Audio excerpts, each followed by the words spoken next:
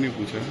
Ahmedabad crime branch Ahmedabad શહેર crime બ્રાન્ચને એક માહિતી મળી હતી કે એક લેખિત રજૂઆત પણ હતી માહિતીની સાથે સાથે, જેમાં ડુપ્લિકેટ સિગરેટ જે વેચાણ છે અને એ ડુપ્લિકેટ સિગરેટના વેચાણના પેકેટ્સ ઉપર જે નિયમ અનુસાર એક ચેતવણી લખવામાં આવે છે કે તમાકુ ખાનાર પીનારને કેન્સર થવાની શક્યતા રહેલી છે, જીવનું જોખમ છે. તો આ પ્રકારની ચેતવણી આ પ્રકારના પેકેટ્સ ઉપર નથી ને એવા પેકેટ્સ વેચાઈ રહેલા છે.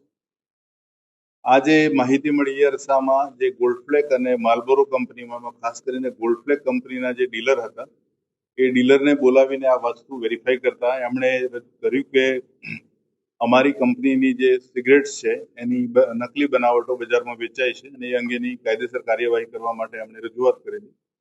અને જે એક ચોક્કસ નંબર અમને મળેલો એ નંબર ઉપરથી એક ડિકોય ગોઠવવામાં આવી અને ડિકોયમાં પ્રથમ તબક્કે જ 2 આરોપી પકડવામાં આવ્યા. અરુણ કુમાર